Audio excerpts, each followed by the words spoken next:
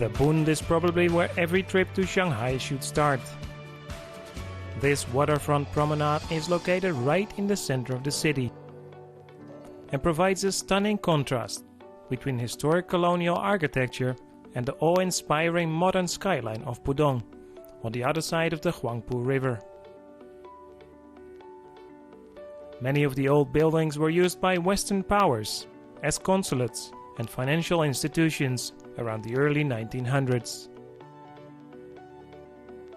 Join local Shanghainese for an early morning stroll, or watch them practice Tai Chi, an ancient Chinese martial arts. As the day progresses, it usually gets busier, culminating in the evenings when massive crowds converge on the Bund. They come here with a purpose: to witness the iconic skyline of Pudong, bathing in spectacular neon lights. And this takes us to number 2 on the list, Pudong District. It's hard to imagine that this spectacle of glitzy skyscrapers was mostly farmland only 3 decades ago. But in 1993, the Chinese government designated these barren lands to become a special economic zone, paving the way for massive development projects. The Lujiazui district in Pudong quickly became a major financial hub and symbol of China's immense economic growth.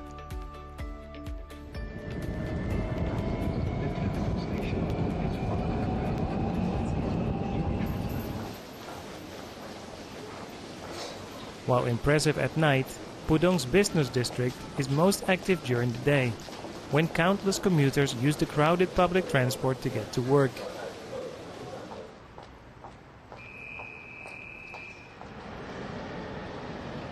Most offices are off limits to random visitors, but you can get a good sense of the place by just wandering around. And if you're lucky, you may just get invited for lunch in one of the company's cafeterias.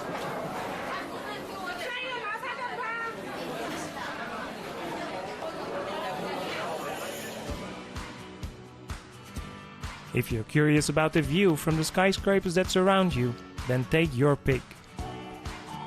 All of the major buildings, including the Oriental Pearl Tower and the Shanghai Tower, the second tallest in the world, have observation decks.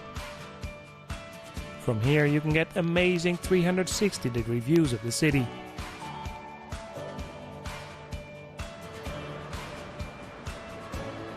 There are plenty of other things to do in Lujiazui, as the area boasts some of the fanciest malls and restaurants.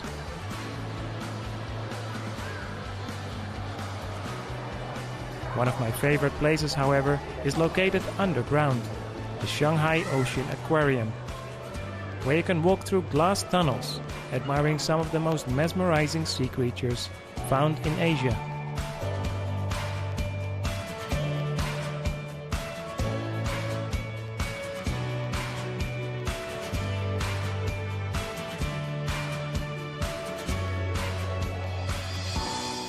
And that brings us to number 3 on the list. Located not far from the Bund, Nanjinglu is Shanghai's main pedestrian shopping street. Even if you're not looking to buy anything, walking the 5-kilometer long street gives a great insight in China's expanding consumer market. Be aware though, the crowds can sometimes be overwhelming. Make sure to visit during the day and the night if you can, when neon lights create an otherworldly atmosphere.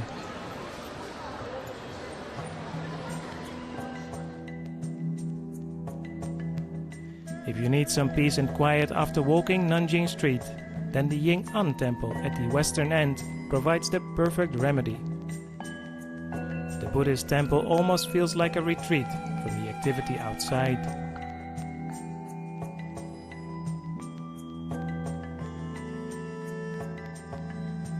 The original temple was destroyed during the Cultural Revolution, and this replica was built in 1983.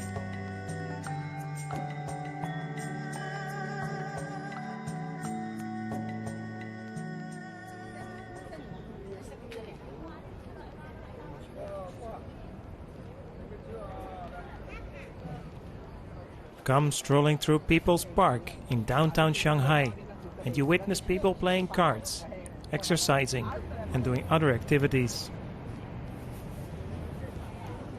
In weekend afternoons, though, parts of the park are the scene of a rather unique event.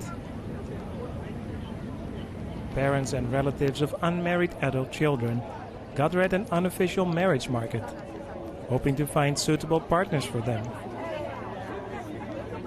Marriage plays a crucial role in Chinese society, and worries among families can grow by the year if their offspring remains unmarried in their 20s. While it may seem a bit weird to see families advertising their sons and daughters, it's actually a reminder of traditional culture, when parents used to play a big role in their children's spouse selection.